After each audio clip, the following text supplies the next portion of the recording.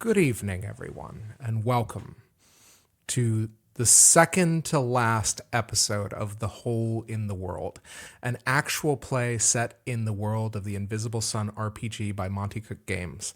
I am, as always, your GM, Zach, otherwise known as Great Zamino. I use he, him pronouns. I am also the producer, and I am joined by a lovely cast of wonderful folks, and I would love to have them briefly introduce themselves, starting with Marcy.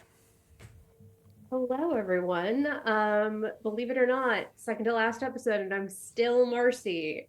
And you can still find me around the internet under the username Experimental Madness. And I am playing for a limited time only Gabrielle, the iconoclastic Aryan apostate who hosts a choir. Amazing. Moving down the overlay, Bill, if you would like to introduce yourself. What's up, everybody? My name is Bill, and I'm playing Maurice Webb, a stalwart empath of the Order of Weavers who turns tales into reality with a beast. Moving across the overlay, Hopper, if you'd like to introduce yourself. You know, maybe this time I'll do it without a fight. I guess just this once for you, Already Zach. failed. Fuck. I was gonna be behaved, but fuck y'all. I'm Hopper. My pronouns are they, them. I'm all over the internet. Come find me. That's a threat. And I am playing both Okris and Twig. Okris being an iconoclastic ardent apostate who heralds endings. No suffix because I'm not cool. And Twig, a mendicant gallant apostate who heralds beginnings. Amazing. And last but most certainly not least, Marissa, if you'd like to introduce yourself.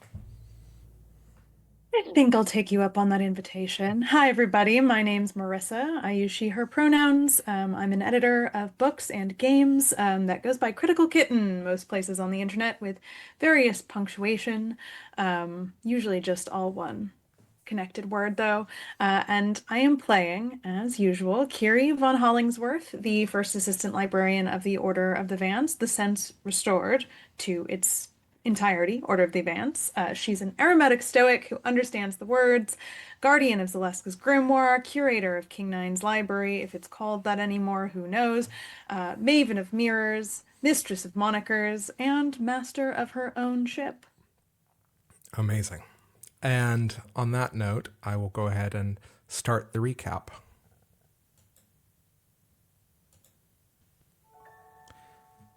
When last we left our Vislae, they had made their way into the Vancian campus to try to extract from it secret knowledge and tools that would help them stop Marlowe and save the Arabast and the Multifaceted One from Marlowe's influence. Working quickly, they uncovered powerful information pertaining to the nature of Vislae and the Multifaceted One itself, and also secured a monograph they could use to perform a powerful ritual at the top of the etheric radio station. However, they could not have known that their former ally, Basil Fictorum, had been subjugated by Marlowe, his soul stolen, and his form changed along with the Vislae's other allies, Nikolai, Ethereal, and Ardeno. Embracing her newfound nature, Kiri helped restore Ardeno's true form and a piece of his soul before also freeing the soul of the Vance Arwen from inside her. They did not have long to appreciate this touching reunion before Ota Clasp, the acting Supreme Magus of the Vancian campus, attempted to kill Allegra. Maurice had already sent back to the Blue Sun the warped form of Basil Fictorum, and after stopping Ota's assault and liberating the Vances that she had kidnapped, he was able to convince her to give up the information regarding to Marlowe and to join their cause for a chance at redemption. Just as the Vislae prepared for one last jump into the fray, the entrance to Zero's appeared nearby, entering the Demon Bar. The Vislae encountered old allies, all members of the Midnight Sun cell of the Blue Pinion Rebellion. Sharing news and fond wishes, the Vislae had one final drink with Roz, a shot of raw potential, before setting forth to face Marlowe, the Multifaceted One, the Vespertine, and perhaps the Dark itself. We pick up from that moment.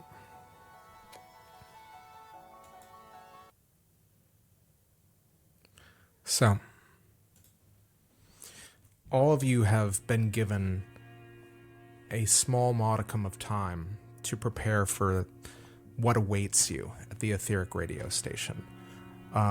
You have 10 minutes with which you can spend a rest, and I will explain some rules once you guys tell me how many rests you're taking, or any other preparation that you are doing. Definitely gonna take one to refresh my sorcery pool. Okay. Anybody else? Marissa, what are the Vance rules for refreshing a spell in the Vance's mind? Is that a long rest?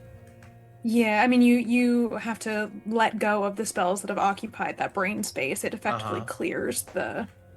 Yeah, it's per long. Got it. Okay. Anybody else? Yeah. Twig recalls that once upon a time, I guess not so very long ago, but what feels like a very long time ago, that we mugged some guy. And Twig stored some of that guy's possessions here at Zero's in a footlocker. Mm-hmm.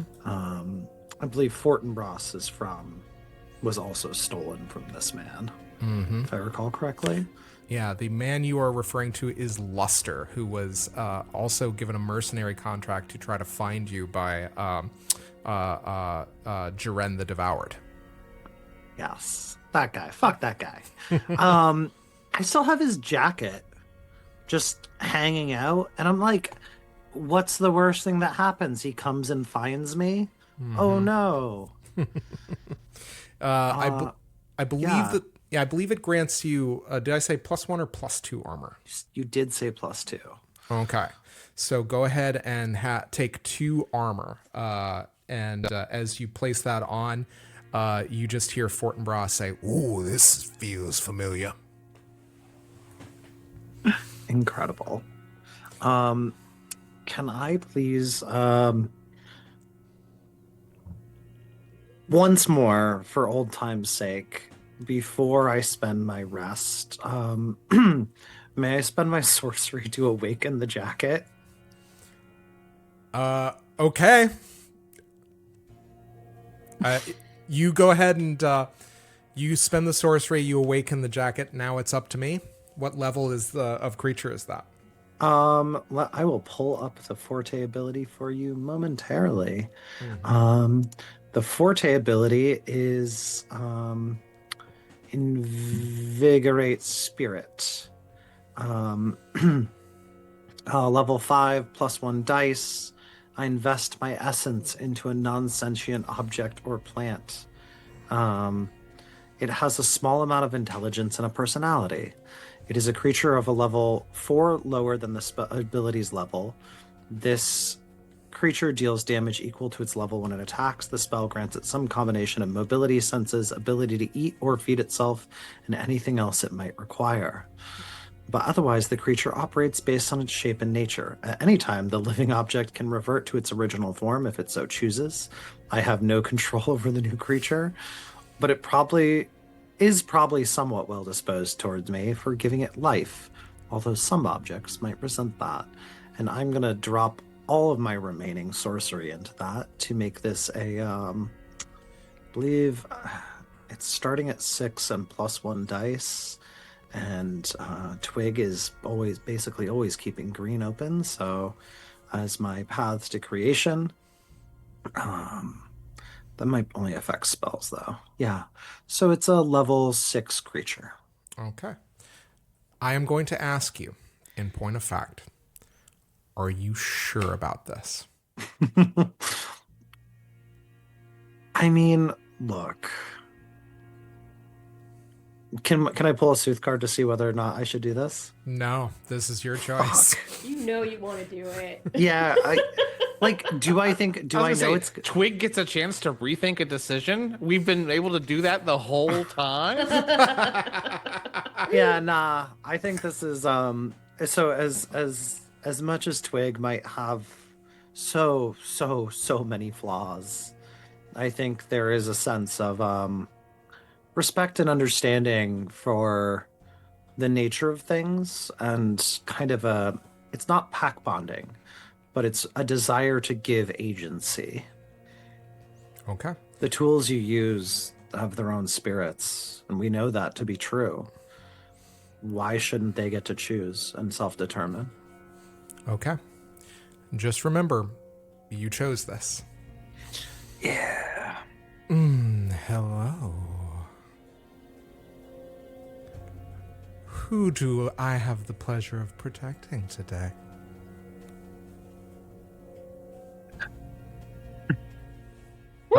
Twig, is this said out loud or in Twig's head, or? It depends. You guys can hear Fortinbras, right? I've never seen such regret flash across your face, Hopper. There were so many things I was emotionally prepared for. Seductive leather jacket was not one of them. I can't believe that wasn't one of them. You know what? Shut up. I think Twig just goes, me? Yes. Who else could I be talking to? Is that like an existential question, or you could be talking to... I'm just trying to get acquainted, darling. Well, technically there's two of us. Sounds fun. Cool. At least I learned a little bit about you. Do you have a name? Well, give a little leather a little bit of time. I'm sure I'll come up... Oh, it already came to me. My name's Patina. Patina. Pleasure to make your acquaintance. The feeling is very mutual. So, what are we doing here? I see a lot of people, a lot of alcohol. Seems like a fun time. I'll be honest. You're going to be missing most of the party. We're about to probably go die. You brought me back. You brought me to life to die. No, you should be fine. I meant the rest of us. We're going to go save the world. Which is kind of hot if you think about it. I suppose. Yeah, a little bit of, I do find a little bit of a martyr complex attractive. I'm assuming it's your outlook. Oh, I'm not going to die. Everybody else is, probably. I also Twig find... says this out loud for everybody to hear. I was going to say, I think you guys are all hearing this conversation. Well, I wish I could say optimism was as much of a turn on, but alas. So, what fun places are we going for this impending doom, as it were? Well, there's a big hole in the world. And I think we're gonna jam something in there and try to make that right. Well, I do like jamming things into holes. I'm so sorry. You chose this. Remember this. I did. I don't forgive you. Can I? Yeah. May I roll to? I'd like to dump all of my interaction bene into just making Patina like me. Okay. All right. You may certainly do this. I will allow Cool. it. I will allow it. I'm also gonna spend a sortilege. These are your resources. Go ahead. Hey, Zach, I know what's important in life. I can tell. So that will be luckily no 0 on the magic dice. That's a total of 7 and 6. Okay. 7 and 6, and you spent how many interaction? Oh, I'm sorry, I can't count. 8 and 6. 8 and 6, and you spent, so that's total. Is it It's like 2 8 dice. plus? Is it 8 plus your interaction bene, or is that with the bene? No, that's with the bene. Okay, so 8. You get a sense of just like, well, let's see where the night takes us. Great. And I think that but it is overall a positive feeling that you get. All right. Would anybody else like to animate something and I make it as weird as possible? I mean, I could always do more. Well, Oh, would you look at the time? I count It's time to die. all Here the we bottles go. of liquor and zeros, and I bring them to life one by one. Carrie wouldn't dare impinge upon Twig's domain expertise. all right. If nobody has anything else, Roz will look to all of you and say, so the exit is in the back. Normally, I think all of these people would be very happy to help you. But aside from your old associates, most of these people are fighting here, or they are not fighters. But if you need them, I can make them available to you. So, what that means mechanically, which I have established with you guys in the Discord, is that you may spend 2 crux to invoke one of your cataract members. Anyone can invoke any cataract member. You can do that once per cataract member. So once that person is summoned and they do their ability, it's the only time they can do that in combat, because otherwise they are trying to help you to perform the ritual. However, you may also open a door from zeros and get another ally for 1 crux. Once again, you can only use 1 ally once, but you have plenty more minor allies, so to speak, that can assist you. So, 0 is going to aid you in this endeavor. But once you exit through the back door, you are in the etheric radio station. So now is the time, if you have any last minute preparations, anything you want to do before going into the fray.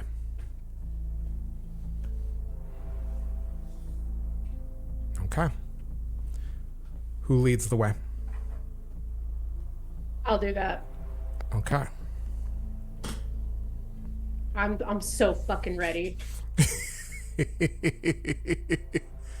Excellent. So, you open the door. Oh, I have a question, Zach. Go ahead. What's the position of the sun in Satyrine right now? That is a very good point. So I'm going to turn a card. This is going to be our first card. It's going to tell me where we are in time. Okay?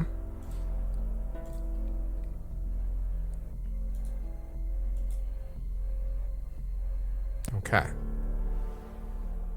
The conspirator, the defender of secrets, ravens, books, and flame. Upheaval, hidden agendas, and gossip. The conspirator keeps to the shadows, whispering with others like her. How many conspirators are there? Who is involved? We'll never know. Those hushed whispers in the right or wrong ears can tear us all apart, bring us all crashing down. The conspirator is the defender of secrets. She guards them and the family they represent. It is her role to know the secrets and to spread them as needed, whispering to just the right people at the right time.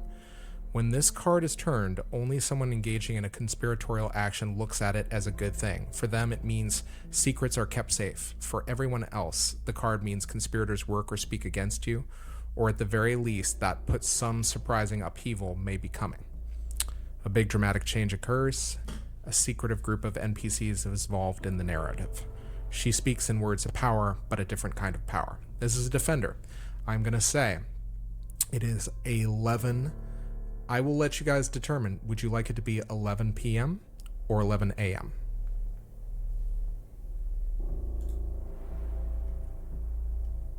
My instinct is for this feels like a very high noon situation. Mm-hmm. We're not coming in. Are we coming in subtly? Because it doesn't feel like this is subtle. I was gonna say, Personally, I would hope so, but maybe not. If we're being subtle, then it's, a minute to midnight. If we're not being subtle, then approaching noon is the move. Well, maybe that's a good. Oh, go ahead. I was just going to say, I wonder if all subtlety has left the building with us slamming into the Vancian campus the way we did. I will say that Basil Victorum figured out where you were and would have basically been able to. I think there's a lot. I think given the state of Satyrine, nothing is really subtle anymore. Yeah. But you may get lucky. I will say in this case. How obvious would our intentions on the etheric radio station be? Given what you have been doing, I think the idea is that he knows that a ritual is going to take place. You don't know, however, if this ritual is happening at an inconvenient time or anything else. He probably has figured out locations you could be, or he may know exactly where you are. I love the high noon then. I think Okay. that's great. All right. Yeah. So 11 a.m. All right. Not a 7 minutes from midnight kind of vibe then. Okay. All right. So the door to Zero's lays before you. Gabrielle, you open this door. And I believe, Gabrielle, you found yourself teleported to the gray before you saw the interior of the radio station. That is so. So you end up entering into this place. And for the rest of you, this is a very familiar site that you have been to. However, it is different, is markedly different in one or two ways, which is all of the exits outside of the station have been barricaded. There are just a number of kind of like furniture, whatever, presumably whoever is in here could find. They have barricaded the door, and you are greeted not by the sound of the crackling of the radio and the announcer, Isla Younger. Instead, you are hearing the sounds of chaos in the streets outside. You know your way around this place. You know that there is a second floor from which you may enter into an elevator that will take you straight to the platform of the radio tower. However, Gabrielle, this is all new to you. What are the rest of you doing?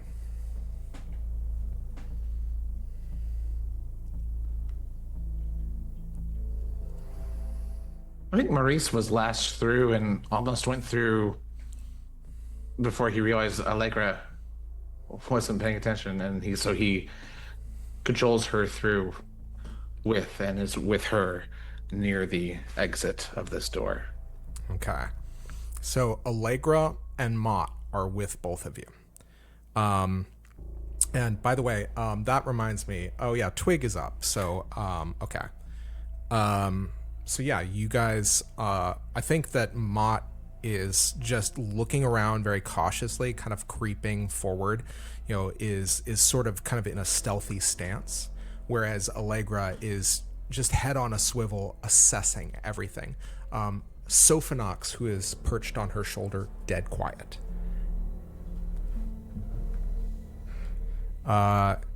Kiri, Twig, what are you guys doing? I think Kiri has collected Zaleska's grimoire and is sort of clutching it to her chest as she sort of scopes the surroundings. And she looks down at Zaleska's grimoire almost like it's a Vislae of some kind, like a battle ally.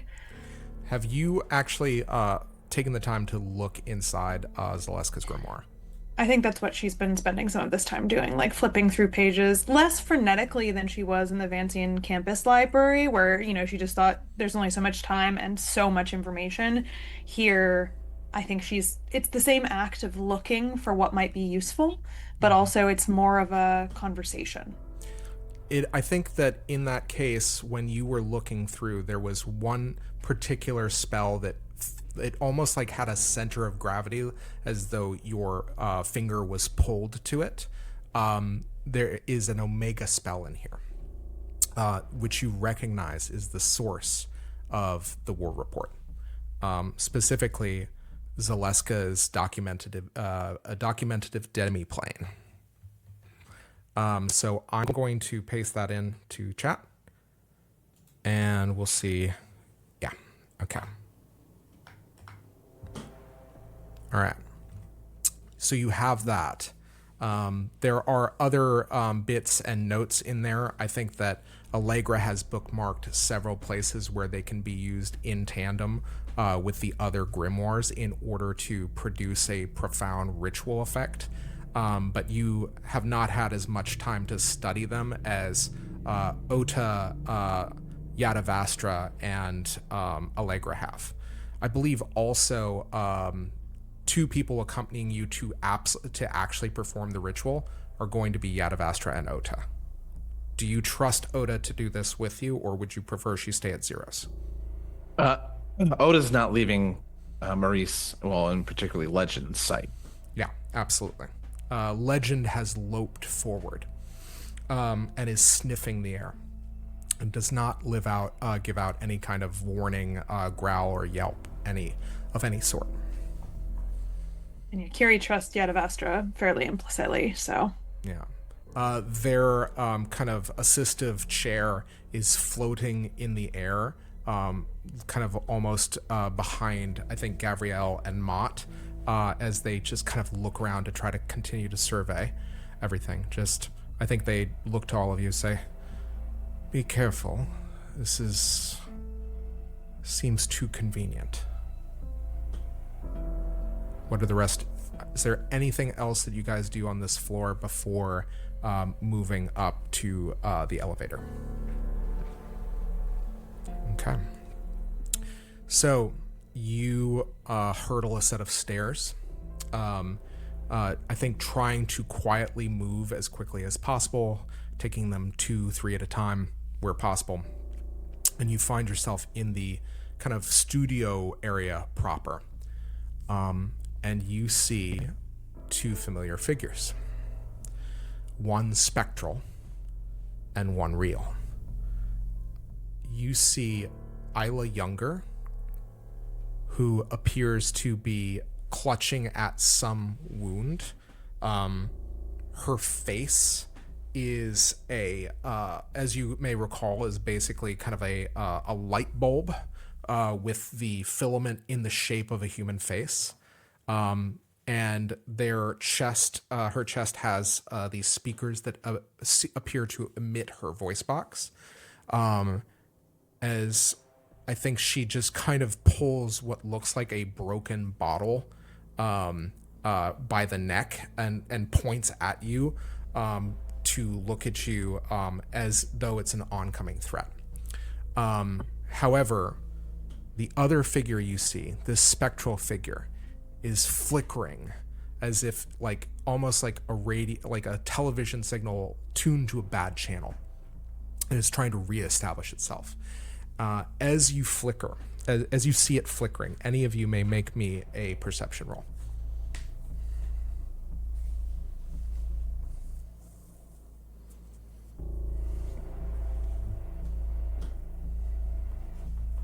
Three. Okay. I'm not putting anything into it. Okay. Yeah. I got a 7, non-assisted. 6. Okay. All right. Also a 6. Kiri, you are the first person to recognize the shimmering, flickering form of Ordo Rem, the Maker General from the War Report, who seemingly is trying to establish, almost to try to find a frequency in which the flickering form can stay.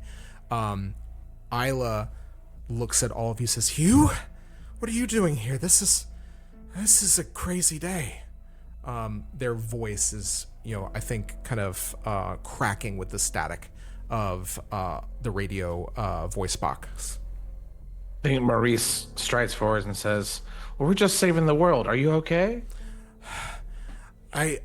Something tried to bite me, and while I was outside, a big hound. I managed to get myself in here. Maurice is already investigating it and doing some sort of heal. Okay. Well, how badly is she hurt? Probably just like, it's fairly superficial, probably about 1-2 wounds worth. Great, I'll cast my practiced weave on that. Excellent. You watch as the wound knits under your hands. Do any of you do anything with this spectral form?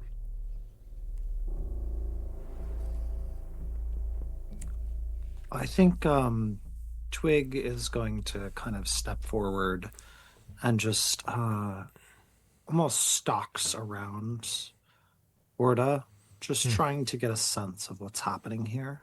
Mm-hmm. Have I seen something like this before, Zach? I think you would have seen this during the war report. You remember seeing Kieran essentially trying to kind of make contact with Ordo. The time you have seen it here was when you were dealing with the angry revenant of the musician. However, that revenant, that specter, was able to maintain itself because of the sheer force of will. Whatever has happened to Ordo's soul or spectral form has eroded it to the point where it's having trouble finding purchase. It seems to be speaking desperately, trying emphatically, and it seems to be gesturing at you.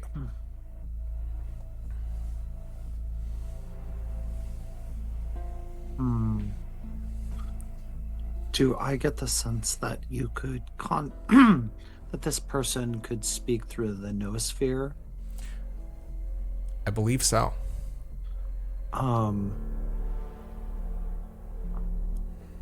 Twig is going to reach a hand out, just kind of one finger out, and cast Psychic Missive. Okay. Excellent. You make contact with this spectral form. It is like a static shock. As you spend the sorcery, you establish a link. What do you say? How can we help stabilize you? Not possible. Short span. Taken. Power used again. Found the seed. He found me. I rebuilt it. Be careful. Find Kieran. Get more help. And then you just see that kind of form beginning to shimmer, static, its message relayed. Is there anything else you try to get out of it before it fades into nothingness? Kiri will, seeing that, I think, starting to happen, if no one else wants to try to communicate with him, I think she's going to pull her usual move here and at least try to save him in the proverbial sense and also the literal sense by using Soul Thief, which is her level 5 spell. Would you call this a kind of death? Yes. This is, you realize something, which is, I think that in your knowledge of the actuality now, Maurice, you realize that whatever has happened, this is a soul that is about to meet its end. Where it goes, if not the pale, you have some idea. Kiri, you are able to cast this spell to trap his soul. You realize the ease with which you do it. His soul has been diminished to the point where his soul would be the equivalent of level 2 or 3. Okay, this luckily still applies because it has to be at least level 2. But Yeah, good. yeah, Absolutely. Do me a favor. I was going to say, what does this look like as you capture the spirit? Yeah, I think it's almost a little computational. What with now what Kiri knows about, herself and her creation and sort of the blueprint of the current of magic and engineering it. I think it's almost as though she's seeing his soul as like a series of zeros and ones, or the equivalent for the actuality, where she can notate and capture that code in something that will preserve it. And even though that code is fragmented, it's not complete, it's not whole, it's not what it once was. There is a record of it. It is preserved. It hasn't just fed into nothing or vanished. Excellent. You capture that spirit. Isla, I think, looks to all of you and just says, as you have healed her wound, she looks to you and says, I'd send the thought forms to send you up, but they're gone for some reason. And the spirits have left as well. Listen, you don't need to worry about us, Isla. Are you fit to fight? Fit to run? I don't know how. I'm just a broadcaster. I don't know. I don't think I can fight anything. Then stay here, I guess. I think it's the safest if you just barricade yourself here. Is there a message I can send? A broadcast? Anything to go out? I've been sending, places of refuge and safety, but I don't know anything else. It's all chaos out there. Maurice looks back to Kiri, who understands the words. What does Satyrine need to hear right now? You want me to speak? Then I think she pauses. She is the seed of inner truth. And I think she asks it. Okay. You find that the seed has recharged now that Arwen has left it. And you realize that her perspective was ultimately what you were getting. Filtered through your lens and through your sensibility, but you had such similar sensibilities. Now, you may ask a question of the actuality and receive a truthful answer. You may ask me anything you would like to know. So, what would you like to know?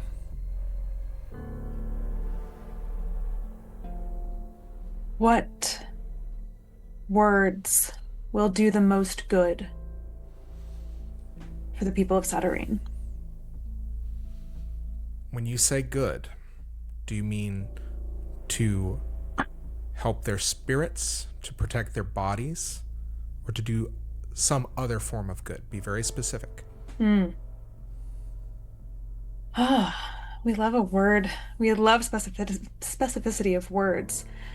I think, without going too deep into the philosophy of good, and we'll be here all day, I think Kiri here is specifically targeting. She doesn't want them. She wants them to feel the truth, and she wants it to galvanize them. She doesn't want to lie to them. She wants to protect, but more than that, she wants to reveal. Okay. You speak an invisible incantation, a spell that's color is invisible, one you have never heard before.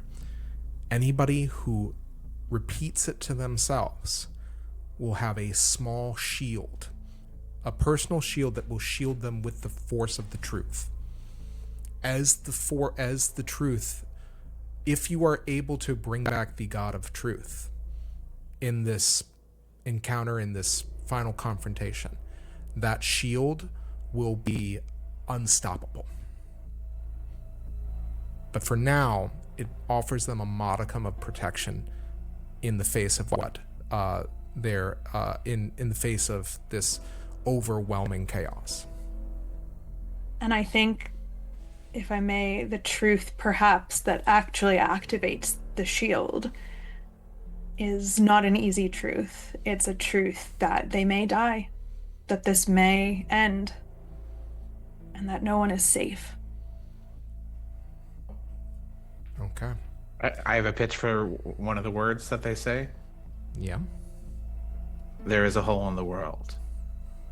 Okay. Title draw. Everybody drink!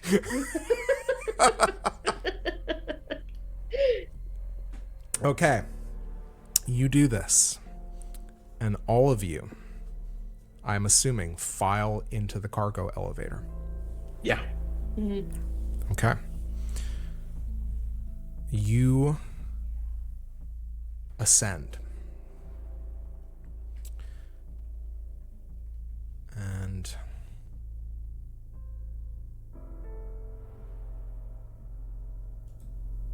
Twig,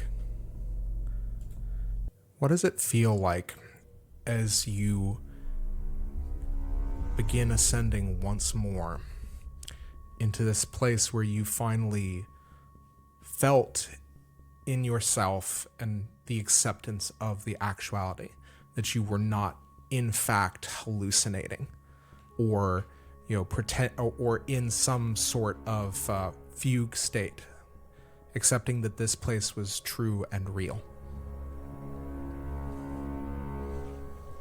There is a sense of return. They have a lot more memories than they used to. And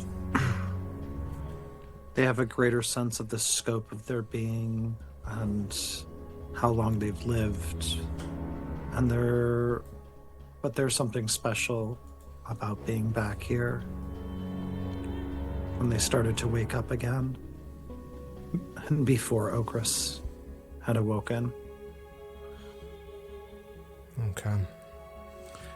I think that there is a reflex that you have, which is, as you're kind of taking into account everything, there's something about your sensibility that seems off. It's as though a thermostat has been slightly shifted or changed. And when you next look down at your hands instinctually, you realize that your hand has an afterimage, as though an image of it is catching up to your movement. Not to be a teacher, we forgot our homework, which is normally Bill's line, but we did miss a card draw from the spell I cast, as well as the spell Marissa cast. True. Which I say mostly because I need to vamp for time. You know something instinctually in this moment, which is that the light that burns twice as bright burns half as long. I've drawn the revolutionary. It is the sovereign of secrets, ravens, books, and flame. Change, destruction. The sovereign of the family of secrets. The revolutionary is a force for change, quite possibly the least secret of the family. The revolutionary is brazen and bold, changing what needs changing, even if through destruction or violence.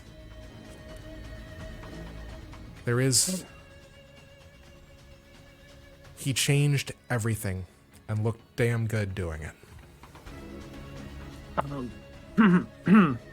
I could be wrong, but I'm pretty sure that's my sovereign. That is your sovereign.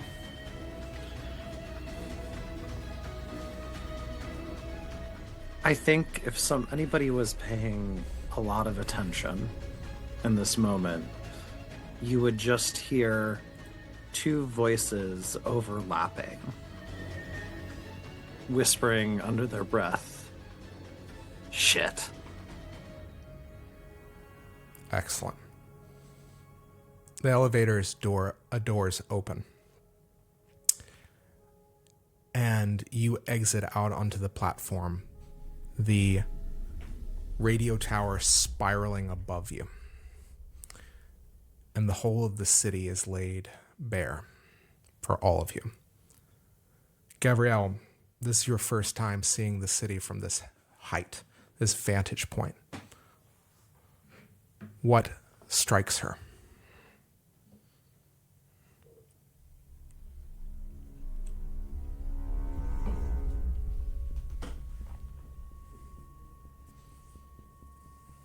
When Gabrielle first was transported to the city, it was so endlessly non-understandable to her. Just chaos and surreality and absurdism.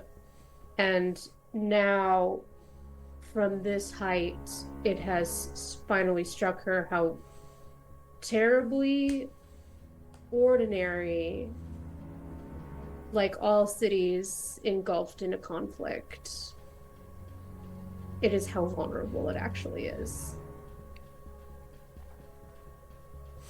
Absolutely. As you take this moment in, you feel brushing past you Oda, Allegra, and Yadavastra. They begin setting up the monograph onto the platform itself. Allegra looks to Yadavastra, who looks to all of you and says, "We must work quickly. Even if we are able to succeed, he must know something is coming."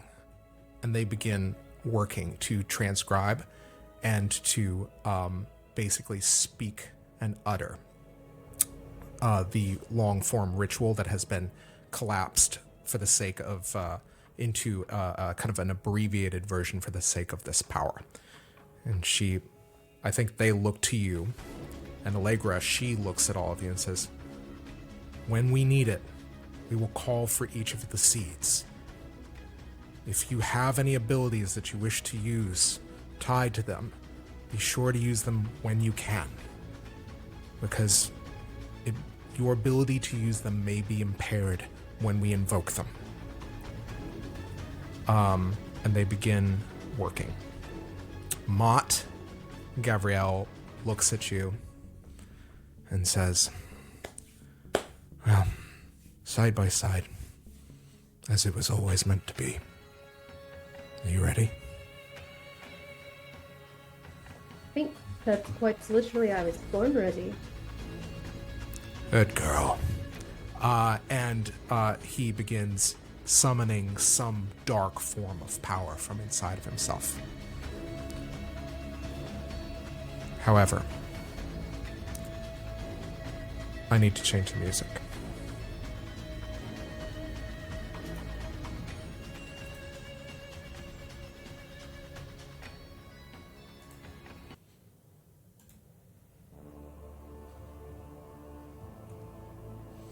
Ochris Twig, when you last climbed this tower, you saw the whole of the City of Notions laid bare.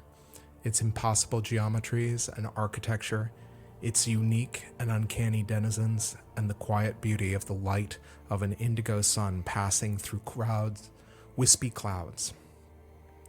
Atop this tower, you now see that same beautiful city in chaos, beset by the terror of fascist monsters and those who would see the city's citizens lose their souls and minds to that same terror. But throughout the city, amid the panic, you see arcane fires lit in the cause of rebellion as the people of Satyrine fight back. All of you can turn the tide in their favor and bring down the Vespertine's engine of hatred. And in the moment that you all realize it, that is when you hear the first peal of thunder as dark clouds swallow the sky around you. Through these clouds, you see a massive shape, a winding, angular form whose silhouette you can see encircling the air around you and the etheric radio tower. The multifaceted one, now the angular serpentine, the god of the Erebast and the sun warden of Grey, looms before you as it lowers its massive, maned head and powerful jaws from out of the clouds. Its insectoid eyes are an effulging, sickening kaleidoscope of color, and it stares at all of you with blind, unthinking rancor. All along its shivering, shimmering form, you see grafted onto its sides humanoid torsos, their lower extremities melded into the skin of the Sun Warden's winding body. You realize as you hear these tumors chanting dark hymns in unison that these are the Vespertine, eagerly perverting their bodies and minds to help usher in the end of the Actuality.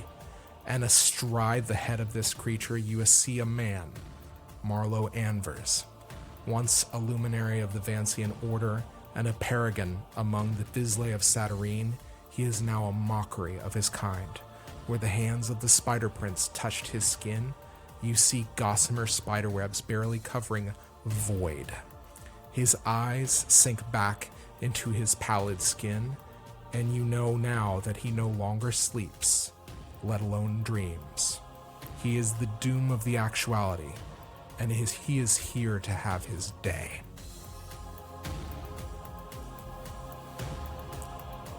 When he appears out of these clouds, he is already in motion. And he speaks to all of you.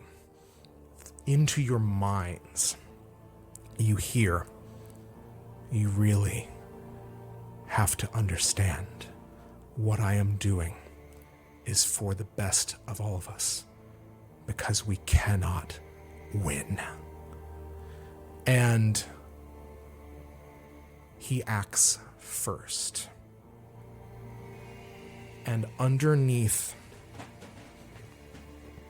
a dapper suit with pieces of it still not able to cover those segments of void where the prince touched him, you see a horrifying amalgamation of runes and metal as swirling motes of light he seemed to circle him, one of these motes larger than the others.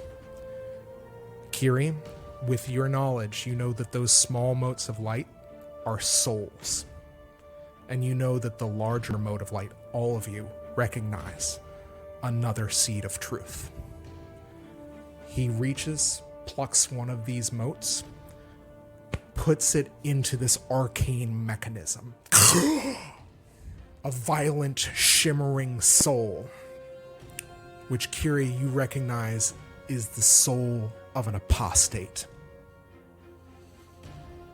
As the machine seems to hum to life and exude a horrifying violet gas, a shimmer of power runs through him.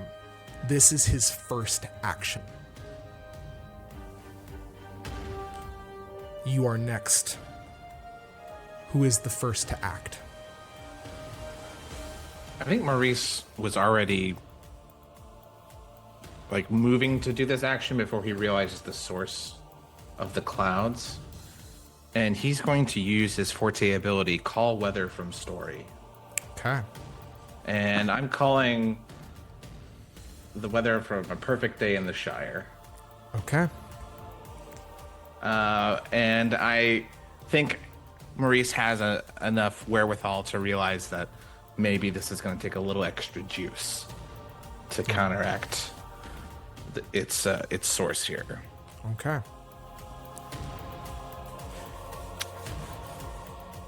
So you're calling weather from story. How much sorcery does that usually cost? It costs 8 sorcery, and I have the secret to pump it to a higher level should I need to. I will say you do not need to spend extra sorcery. You part the clouds and you see the enormity of the multifaceted one.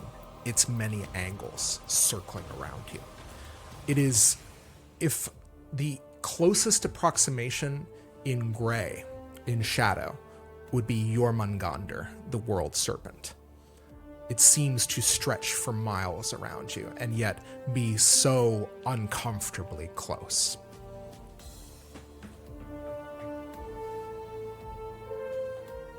I regret that. It's scarier now. I think Yeah, go Twig ahead. would have already been doing this. But the instant there was any sign of danger, they would have been activating the Forte ability. We start at the beginning. And using my secret of divine ability, I'm going to slam dunk a fairly hilarious amount of sorcery into that. Okay. So specifically, what this ability does is it manifests. I'm going to read it out loud because it's the final fucking episode, baby.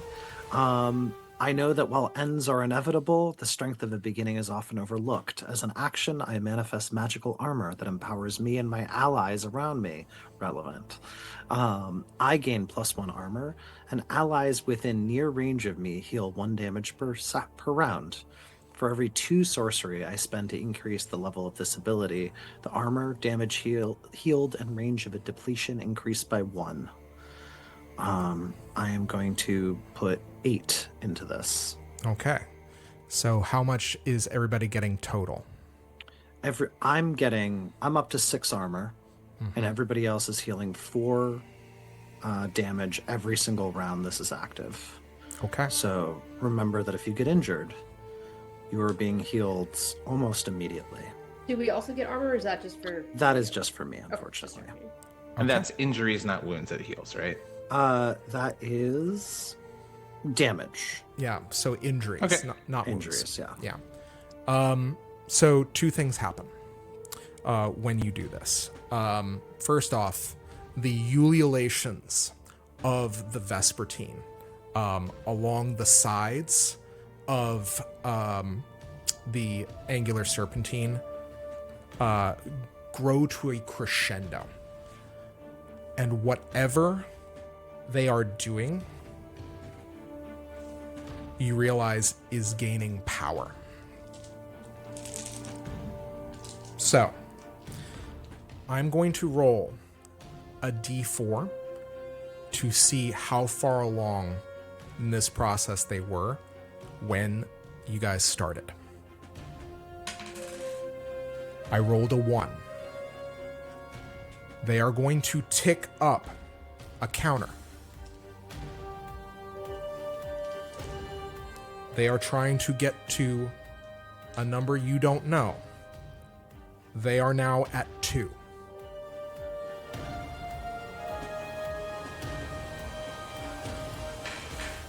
The second thing that happens, seeing you cast a powerful buff for your allies, the angular serpentine shifts and moves, and you see a tail flash through the clouds and attempt to impact you.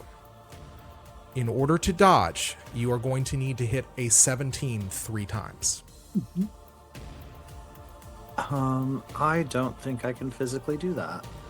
All right. Do I?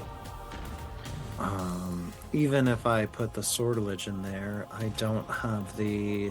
Does a My dodge 36 is- hit your AC? Yeah. So yeah, even if I put all of my movement and all of my sortilege into this, I guess theoretically I could hit it. I actually can physically hit it because I have +2 to dodge, and then if I dumped all my movement in there, and then 2 sortilege. So But that's like almost impossible, so I'm not going to do it. Okay. I will say this. So, it is going to impact you. Remember that all of you have your Blue Sun montage successes that you can use. You also have 3 remaining successes from the Seeds of Truth. You also may use as a free action, you may call an ally. Remember this. So this is in addition to your regular action. However, the tail is going to impact you. And as it hits you, you are going to be dealt 9 physical damage. And I need you to make a depletion roll on the spell you just cast. On a 0 to 2, if it didn't already have a depletion roll, you It already lose does. the spell. Okay. right. That is a 5. Okay. The spell is up, but the tail, you see it impact come down and takes a chunk out of the platform of the radio tower.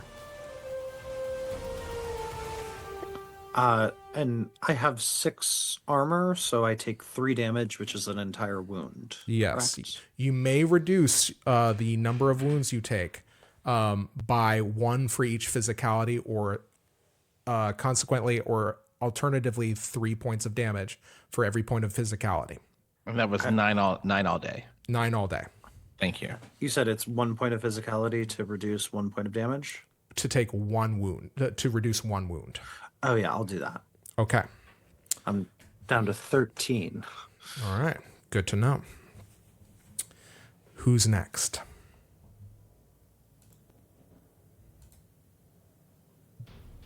Oh boy, I think it's me. Okay. Now the question is, do we do the big guns here, or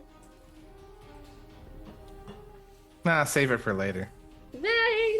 I have so many big guns here. But I also I want to set us up in a better position too. So I think before I do that, or I might be able to do both of these things, we're gonna find out. I think it would behoove us to have this. Mm-hmm. So, and since our DM so graciously gave me this, I'm going to use one of my incantations and do wires from suspended heaven hang taut. Amazing. I cannot believe you've done this.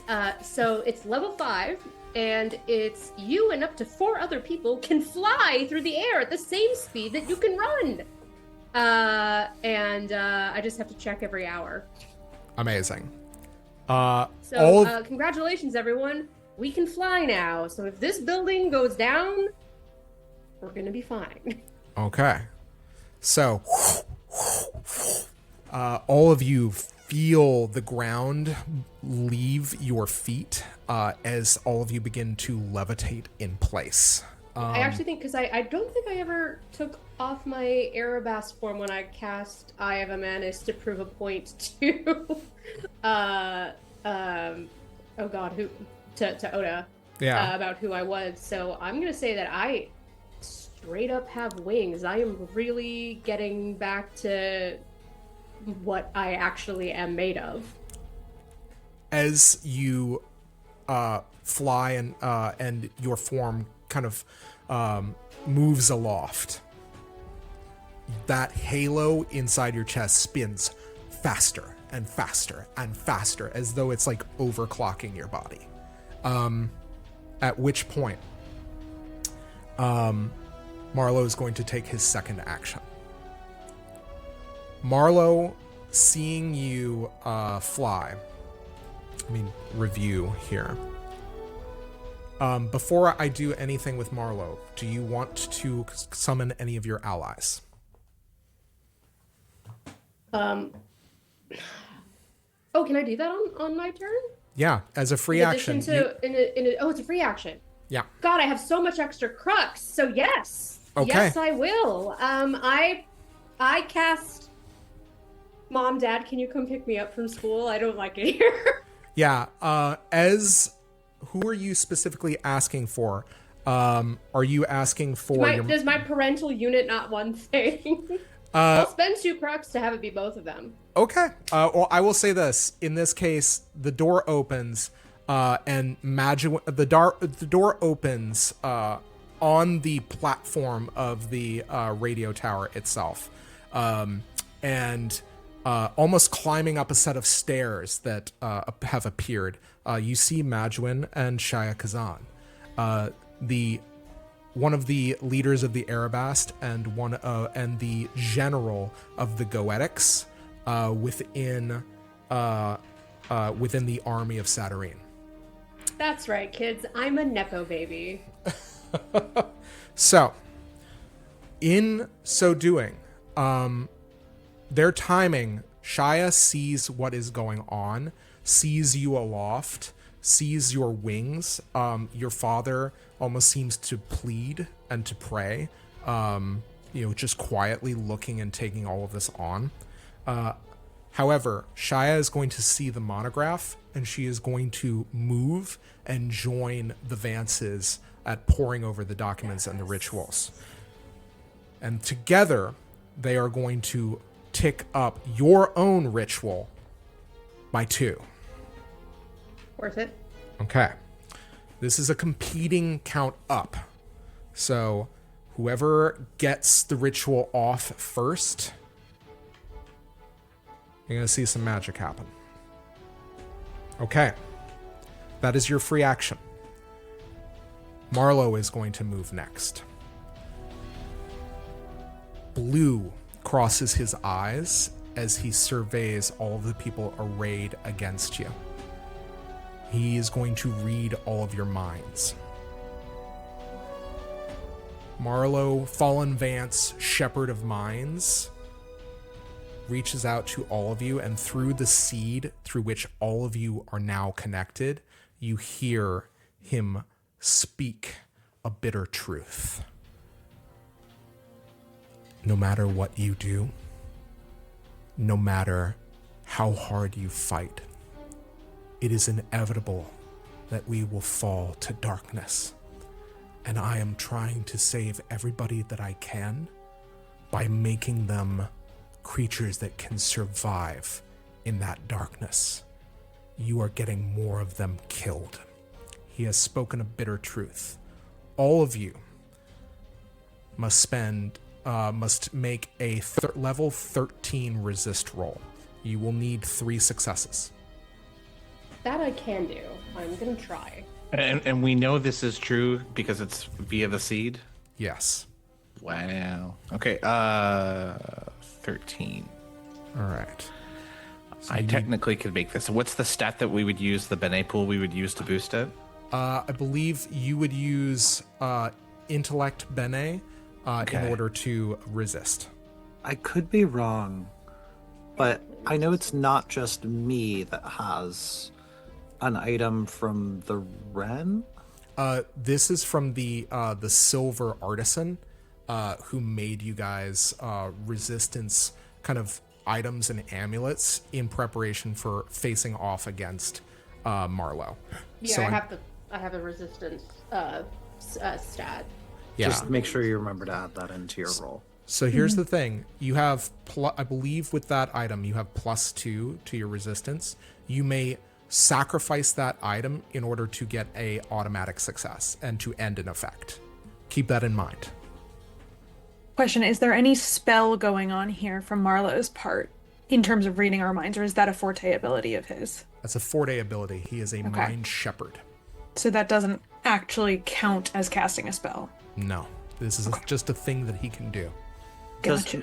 Does Inculpable Aura help at all in him reading my mind? You know what? I'll give it to you. Because what is that? It's a level 1 spell or a level 2 It's spell? like, I think it's let me double check, but I'm pretty sure it's level 1. Yeah. Inculpable Aura, level 2. Also, hang on, let me make sure it's still up. Okay. Okay, I can technically make this. I'm going to spend 3 Bene, Okay. and I will roll at a +8 on 3 die. And it's Amazing. level 13, correct? 13 is what we're looking for. Yep. Level 13. Yeah, I have a +4 to this, and I'm gonna bump it up so I can get the 3. I like my odds. I do like my odds. Yeah. My 3 intellect failures. Bene coming in. Yeah, I'm gonna dump 3 intellect into this, so I need to hit and 1 sortilege. So I need to hit 6 on one of 2 dice. Okay. Yeah, I'm gonna dump 4 intellect. Don't you need to hit 6 on all 3 dice? Is it 3 dice? 3 successes. Yeah. Yeah. Yeah. Yeah. I just I rolled got- 2 dice and got 2 6s, so watch this third one be the beef it. Let's go. It's a 2. I Oof. also got 2 successes and 1 failure. Okay. All right. I have, hang on, dumped 4 intellect Bene. And that's 6, 8, and 4 + 2. I succeed on all 3, but only with the help of the Bene. Okay. for those of you that have failed, you are going to you feel yourself mired in this truth that he has saddled you with, this bitter truth. He is going to basically, while that is active, you are going to suffer an anguish on each of your turns until you spend one rest. You may spend one rest as though as basically a free resource in order to shake this. Otherwise, you will be wounded mentally by this knowledge. You can't use an ephemera as a reaction, can you? I'll tell you what. Let me pull this card, and I'll see if go ahead. and if a miracle happens. Okay.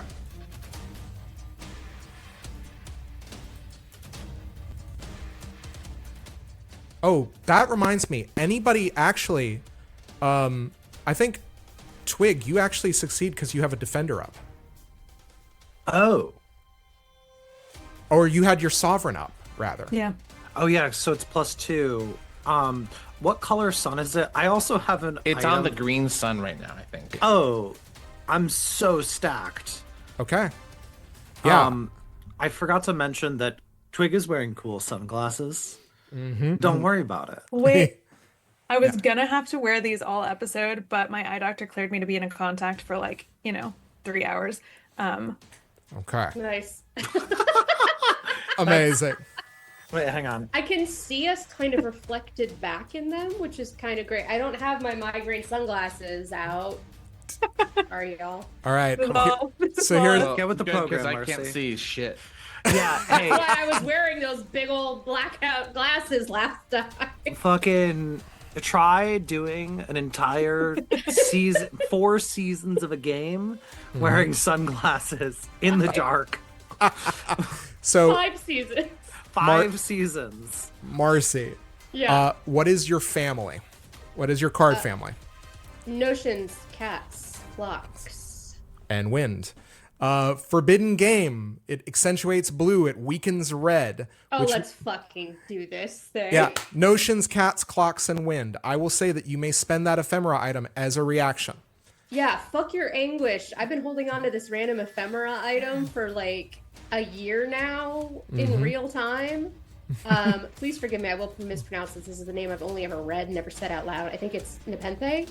And thank you, Ursa. My grief and sadness fade. I down this drink. And any supernatural effects that are causing me sadness or misery are canceled. Go fuck yourself. Also, the color, it's blue. This is the first. Sorry, Zach. This is the first time this has ever happened. I think, and we played. We've pulled a card whose color matches the sun. Yeah. It's amazing. I love it. I love this game. Sometimes. I mean, I won't be having any anguish. I'm too fucking Russian for that bullshit. Oh, we all fall into darkness. Life is pain. Get some, yeah, dude. Everything sucks. We're all gonna die. Drink some vodka. Calm down. quite literally, Nepenthe is a drug of forgetfulness in ancient Greek literature and Greek mythology, which shows you how well all of the Monte Cook Games folks have done their deep game building and world building. But it is also, in case you were ever in California in Big Sur, a really good restaurant. So Amazing. contains multitudes. A lot. I believe, is that everybody this round? Okay. In Well, which I have not gone Kiri yet. did not go yet. Kiri, Yes. please, you're up. Sorry about Yeah. that. No, you're all good. Sorry, I hadn't realized that Bill had gone. Otherwise, it would have been like, hey, I have to go. Bill Okay. made sunny. That's right. The weather changed. The weather. Invisible sunny.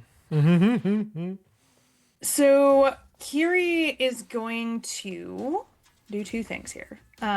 With her action, she is going to cast one of her new spells, which is called the Overlord's Tide of War. It is a level 9 spell. Oh, wow. I greatly affect the outcome of a battle that is currently in progress. The fight must involve more than 2 figures, but no more than 2 sides. I do not have to be directly involved, but I can be. If I'm not involved, the entire battle must take place within a very long range of where I stand. One side that I designate adds +2 to all attacks and to damage inflicted. The opposing side suffers a penalty of -2 to all attacks.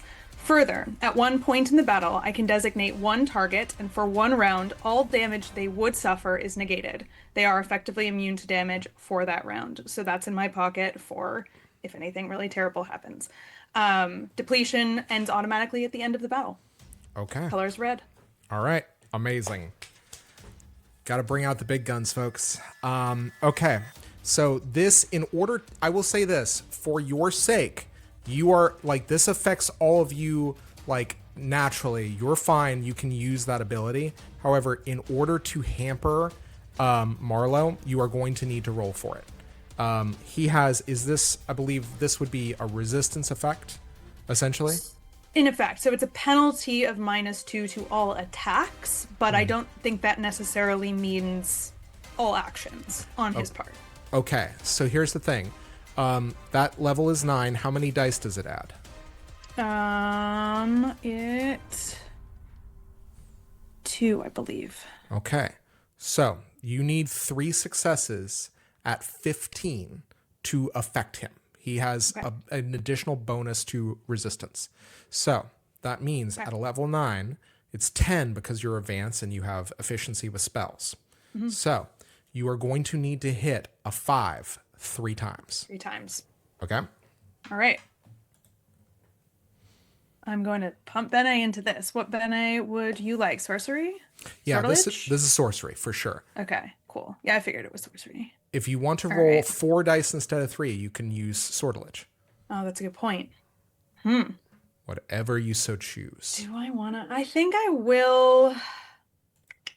See, I'm an intellect caster, so as a result, my intellect is higher than my sorcery, and I don't use sorcery for as much stuff. So I think I'm going to, I'd rather take a bigger hit to sorcery and then roll 3 and keep my sortilege in case I need them for extra die later. So, Okay. I'm gonna How much sorcery would you like to spend?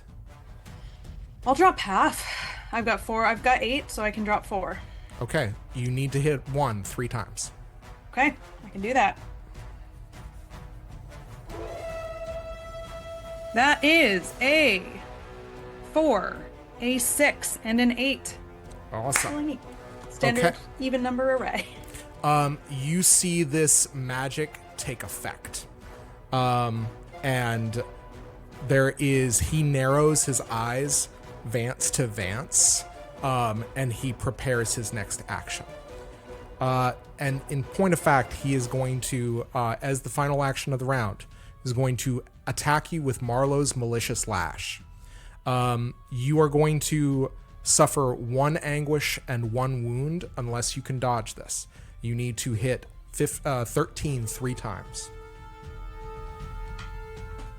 Question, is this a spell? This is very much a spell. Great news. This is a Vancian spell. What Aha. level of spell? What now? That's good. What level level. of spell? His level. This is going to be 13. I'm going to cast as a reaction, which I can do, Capture Specimen, which is level 4 plus 1 die. When a spell is cast on you or someone near you, you may cast the spell as a reaction. Roll against the level of the spell. If successful, you block the casting of the spell and steal it into your mind, preventing the original caster from casting it until you cast it. It always leaves on the first cast, or prepare spells. All right. So because you're an efficient caster, you start with 5. You need to hit 13 with 3 dice. Okay, I can do that. So that is, you need to hit 8 3 times. Are you spending any sorcery to try to capture this? I think so. Yeah, let's do it. I'm just depleting all my sorcery at once. But not as much this time. I'm gonna go drop it 2. All right. So I'm adding 2 sorcery. Okay. So you need to hit 6 3 times. Yeah. That is a... Oh, wow. If you believe this. 676. Okay. That's ridiculous. What does it look like as you seize the spell? All right. So Kiri it's like she sees an oncoming car or a freight train, and you know that split second where it's coming at such a high velocity that you notice it, and you know if you do not act immediately, you're gone. It will hit you. She has a reflexive instinct for magic. It's almost as though she felt the spell being prepared before Marlowe actually cast it. And that bought her the time to know the freight train was coming, in effect, so that she was prepared as it arrived. And so it's almost as though she throws up, think of it like a magic fish net that she had prepared. She was waiting for the fish to come into the right part of the pond. And as it zooms past, the magic net captures and then reels it back into her brain, where she welcomes it and gives it a nice little bathrobe in her mind. Okay. So just so you know, he is still going to be able to cast this, I believe. What is the wording of the spell? Does it say he can no longer cast this? No, it only means that at this moment in time, he cannot cast it at me until I release it. Here, let me just get the spell text because I want to be very precise about this. Yeah. It says, I block the casting of the spell, steal it into my mind. Oh, preventing the original caster from casting this specific spell until I cast it back at him. Okay. But it always, either I cast it back at him or I cast something else and that releases it. Yeah, absolutely. Okay. I am going to roll a d6. We are starting over at the round.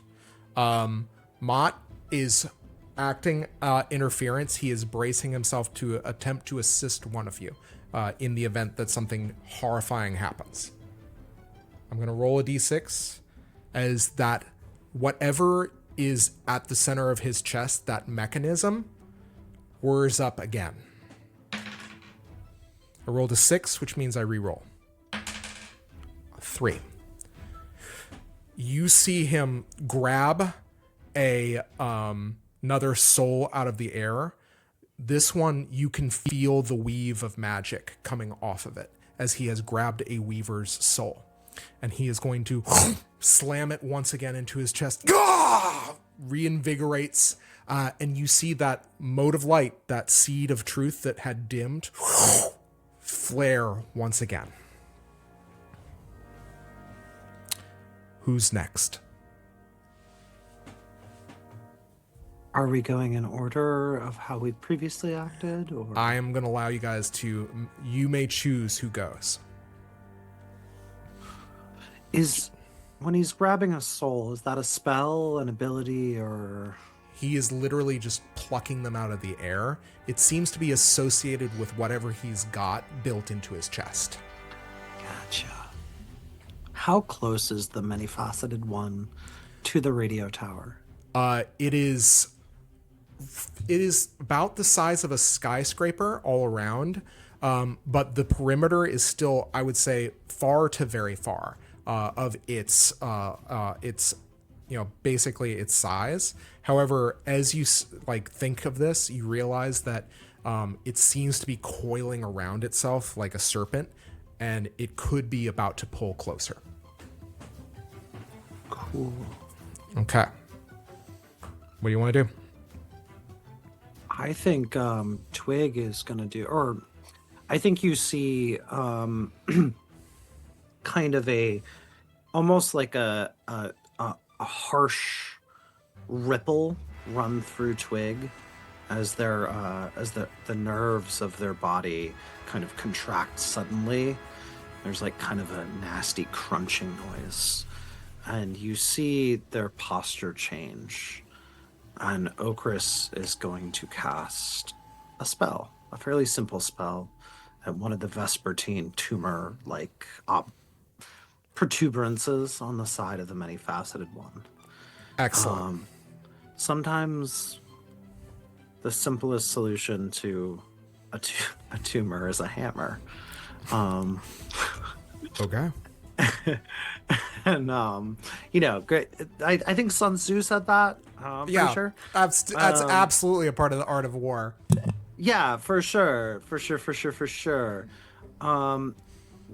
What color is the current sun? the current sun. Bill, you're probably going to know this offhand better than I Yeah, am. if we're still on the forbidden game, we're still on blue. Yeah, we're still on blue for now. However, he did cast a spell, so we're actually going to move to red, I believe. Is it red that's after blue or green?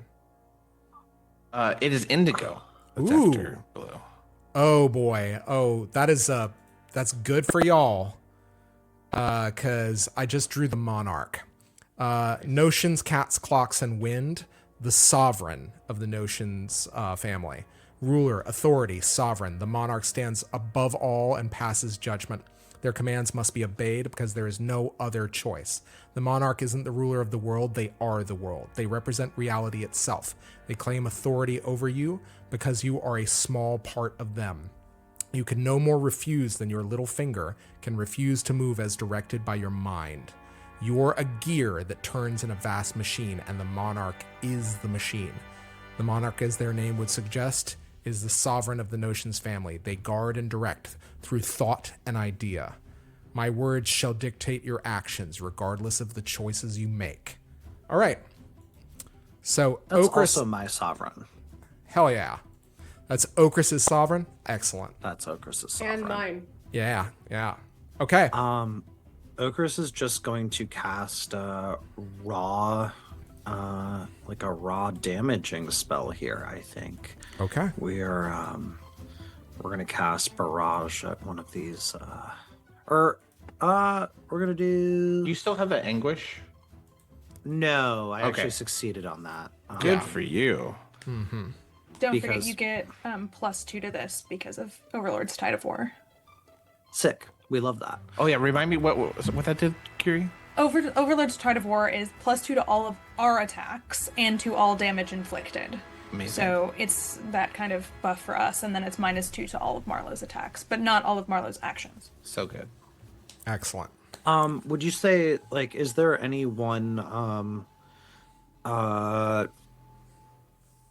creature that is any one of these Vespertine that is like not super close to the others, or are they kind of clustered?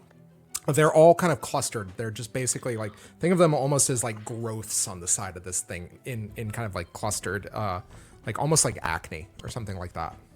So what you're saying is they're in a short diameter of each other? Yes, but there's a lot of them. Okay. I don't mind that. And the current sun color is indigo? Yes. Okay, cool. I'm gonna cast Dark Noise. It costs me 2. It goes up by 1. It costs me 1 less to cast.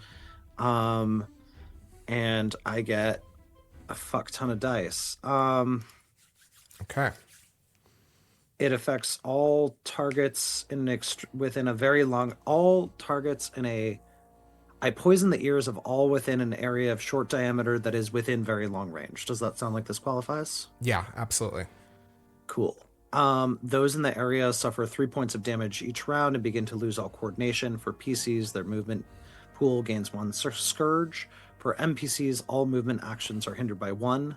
This penalty ends when the damage is restored. However, I'm also doing an additional 3 points of damage, so it's actually, and then let me double check my bullshit. I'm dealing an additional 7 points of damage. I'm adding a dice, adding 3 to my venture, and it's actually going to be an additional 8 damage. Okay. So that is 8 plus how much? Well, it's going to be 11 points of damage every round in the area, and the spell itself is going to be 3 dice. Okay. What's my target number, Zach? So for the Vespertine, they are only 6. So have you already met the challenge? I'm already passing that. Okay. I'm hitting 6 automatically. Excellent. As you Or I'm see hitting that, like 9 yeah, automatically. as you hit them, what does this look like as Okris kind of manifests? I think you watch as you see this ripple kind of run through Okris's body, and then you watch as their left hand stretches out, the red thumb very visible.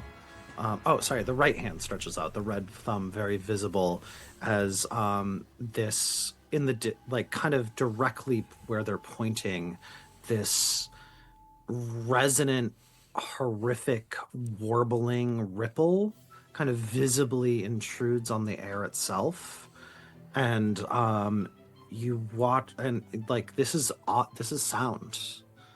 This is the worst noise you can possibly imagine. Entropy in the form of vibration ripping through these tumorous vespertine. Excellent. I will say, you watch as many of them just kind of go limp as this noise echoes out. Many of the remaining clutching their head in agony.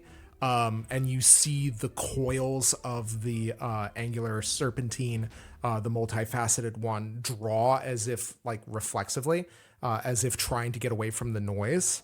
However, you have stopped them from ticking up the ritual for one round. Do any of them die? A lot of them die. Here's a However, question. Can you gain more Bene than you have in a pool? Can you Yes, specifically you can. Yeah. It just doesn't come back to that total when you refresh. How many of them die, Zach? a good portion of them. I will say, let me go ahead. I'm gonna roll a d12. 6 of them die outright. So just to be clear, and you can walk this back if you want, that means I would gain 36 sorcery Bene. I'm gonna tell you what, we're gonna call that 12 to be fair. That's valid. Okay. And that said, however, Because of my secret murder magic, where when I kill someone, I immediately gain sorcery Bene equal to their level. Actually, you know what? I'm gonna split the difference on this. I'm gonna make it 3. So you're gonna get. I'm gonna make the multiplier 3. I'm gonna give you 18.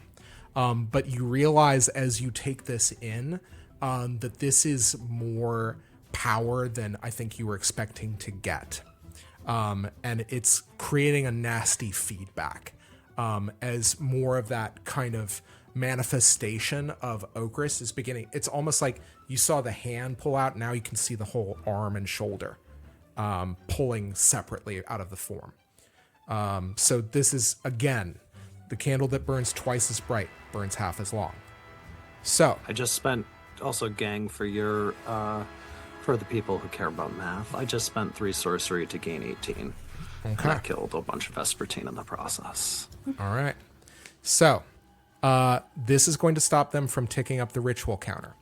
However, what is going to happen is, seeing this, Marlowe is going to look at you, wag a finger, and he is going to spend his action.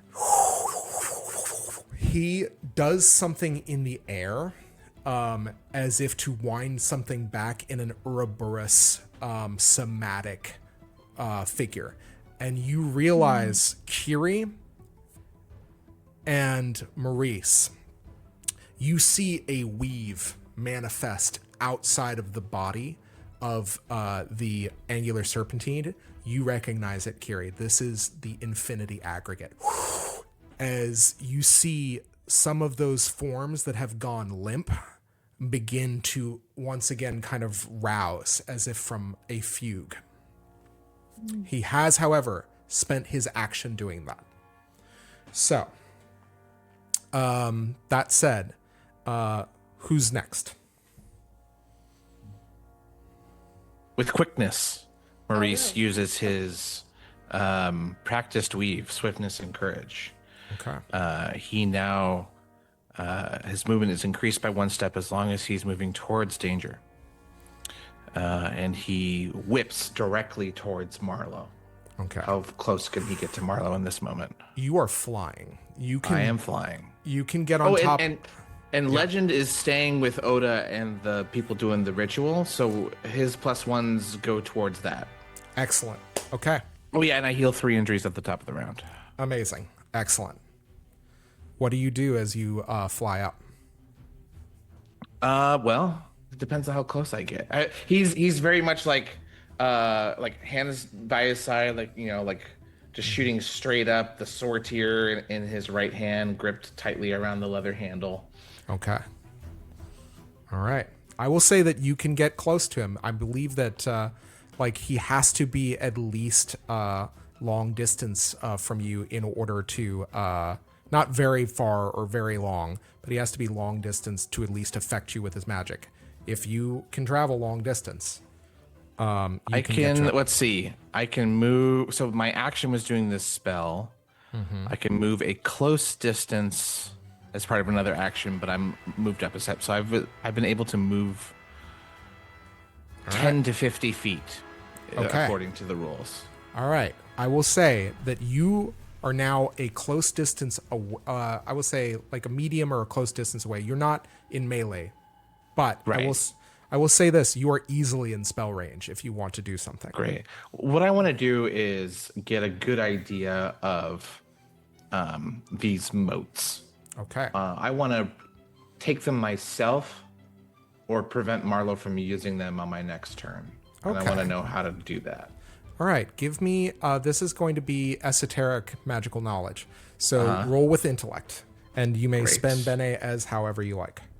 Oh boy. And this is so because I have anguish. Can I spend that thing to get rid of the anguish? Can I spend a rest right now? It has to be the instant rest? Or, Yeah, like, it can't be the 10-minute rest, right? I will. Like you can use your long rest if you want. I'll use a 10-minute rest just to get has rid to. of that anguish. Yeah, it just Get has to outta be one here. of your rests. Okay. All right, so I will spend 2 Bene on this using my rank in the skill. I'm rolling. I guess I'll burn a sortilege on this. That seems important. And I will tell you, for every success you get, you will gain some knowledge. And What's my if you would target? like to spend hidden knowledge, you may do this. Yeah. And because Yeah. because you cast a weave, I will let you still use the sovereign, but I am going to draw a card. Oh, please draw a card. Yeah. No, I want to see that. Okay. Let's go. All right. Okay, the endless woods. Their color is green. They weaken pale, meaning sounds, nature, mysteries, the dark side of the forces of life. The woods and the wilderness are untamed and unsafe. Travel through them is perilous. We fear things all around us that we cannot see.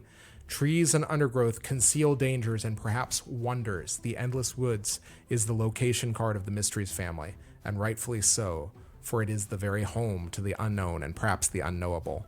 Take even a step into those dark woods and you'll never find your way back. Okay. So, I will say you have +2 from the Sovereign. Or +1. I'm trying to remember which you're not notions. So, yeah. Right, yeah. I would give the +1, so I'm rolling with a +4 all day. Okay. What's my target number? I will say I'll give you +1 for the Endless Woods as well because it's relevant to this. You are going to want to hit I'm going to say 11 because of the red spell that Kiri cast. Okay, I need And the 1 Endless 6. Woods got pulled. Endless Woods. Yeah. I believe that is one of my cards. Is that Twig's card? Yeah. Awesome. Amazing. Sick. I did hit it. Okay. How many times? Once. What, did I need more than one? Oh. So I got a 12 once. okay. So you added a sortilege, right? Yeah. Okay. Yeah. Okay. So I will give you some information. But I will say that there are things that you can tell now that are discrete parts of what is going on. You saw that weave happen. You see the motes of light, and you see this arcane interface in his chest. What are you most interested in? I'm interested in the motes, in the souls. The motes are very much, there are the souls of Vislae that he has taken. And is using to empower himself. That you understand immediately. What he is doing is he is pulling them into whatever this arcane device is in his chest. And basically it is giving him a measure of their power. You can attempt to seize these motes. You probably will not be able to get all of them at once, but you could attempt to take them on your next action. Cool. That said, do you have a free action? Would you like to call anybody? Yeah, are Rajathamos and Kenroy to all one go? Yes. Well, I will say not Kenroy. Rajathamos or Parthos would be one go. Oh, Kenroy. Kenroy's one go. Okay. For sure. All right. Out of the door, you see a man with a dark skin and a blue mustache and a blue coiffed hair. And he looks out and says, "We couldn't find the oh, there it is." And he looks and says, "Maurice, you're flying!" I think at this point, "You look like you might need some help." What do you say? They need help. They need help. All right. He looks down at the people casting the ritual. Very well.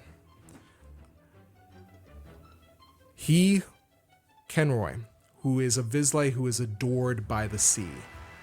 You have created this beautiful summer day. And you just, I think if you had been close to him, you hear him mutter and say, "Well, this won't quite do."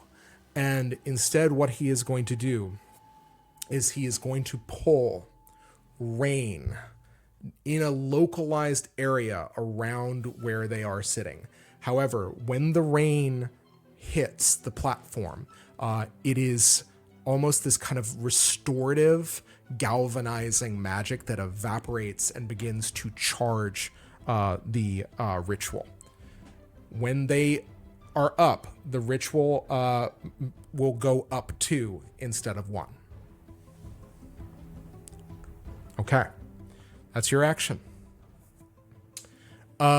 Seeing you flying very close to his rider, the angular serpentine is going to take a tail swipe at you. And it is going to attempt to impact you. It is no longer is no longer 17 to avoid this. It is now 15 because of Kiri's spell. But you still need to hit it 3 times. I still think that's impossible for me to do, so I take the full damage. Okay. 9 injury. 9 injuries. Okay. And I need you to make a... this is going to be a depletion roll. Of 0 to 2, you begin falling out of the air. Do you have any armor? No, I don't have any armor. Okay. I'm good. I rolled a 5. Okay.